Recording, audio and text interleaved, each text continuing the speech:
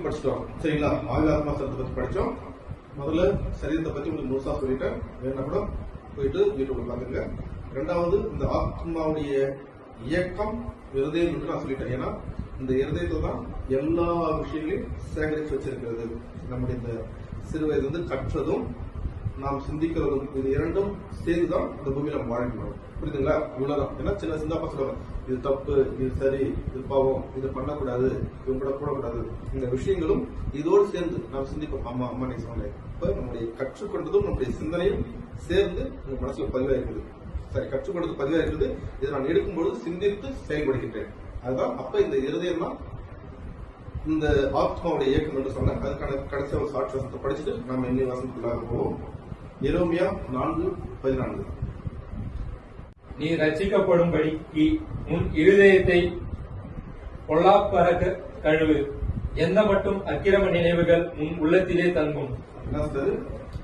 அதாவது உன் பொல்லாப்புகள் நீங்க கழுவு. நீ ரட்சிக்கப்பட வேண்டும் என்றால் உன் பொல்லாப்பு நீ கழுவப்பட வேண்டும். அப்ப கழுவு என்னது? அதாவது உன் பொல்லாப்புகள் நீங்க கழுவு. நீ ரட்சிக்கப்பட வேண்டும் என்றால் உன் பொல்லாப்பு நீ கழுவப்பட வேண்டும். அப்ப கழுவு என்னது? ஒரு இடத்துல ஒரு விஷயம் இருக்குது, ஒரு அழுக்கு இருக்குது, அதை கழுவணும். அப்ப இருக்குது என்பது சத்தியம். அப்ப என்ன சொல்றீங்க? உங்க இருதயத்துக்கு பொல்லாப்பு கழுவுனாதான் உனக்கு ரட்சிப்பு கிடைக்கும், மற்றபடி கிடைக்காது. அப்ப நம்மளுக்கு எல்லாம் தெரியுது, நம்முடைய இருதயத்துல நாம் சிறு வயது முதல் சேகரித்து வைத்த விஷயங்கள் தான் இன்றும் நம்முடைய வாழ்க்கைக்கு காரணம். இப்ப ஒருவேளை என்னுடைய மனதில் எப்பொழுதும் துக்ககரமான சிந்தனைகளே உருவாக்கி கொண்டிருக்கிறது, துக்ககரமான விஷயங்களே எனக்கு எல்லாமே எப்ப வந்துட்டு இருக்குது, எதை நினைச்சாலும் ஒரு வருத்தம் துக்கமே வருகிறது என்றால் என்னுடைய ஆழ் மனதில் நான் ஏதோ துக்கம் சார்ந்த விஷயங்களை அதிகமா சேகரித்து வச்சிருக்கிறது அதுக்கான அர்த்தம்.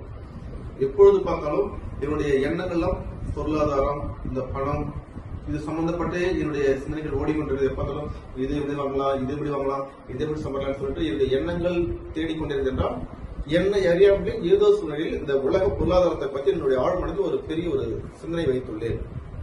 இல்ல எப்ப பார்த்தாலும் மத்தவங்க பார்த்தா ஒரு எரிச்சல், ஒரு கோபம், ஒரு வெறுப்பு, இப்படிப்பட்ட சிந்தனைகள் நம்மளுக்குள்ள உருவாகுதுனாலும் அதற்கும் காரணம் அது சார்ந்த டாட்டா நம்மளுக்குள்ள சேகரிச்சு வச்சிருக்கிறோம்.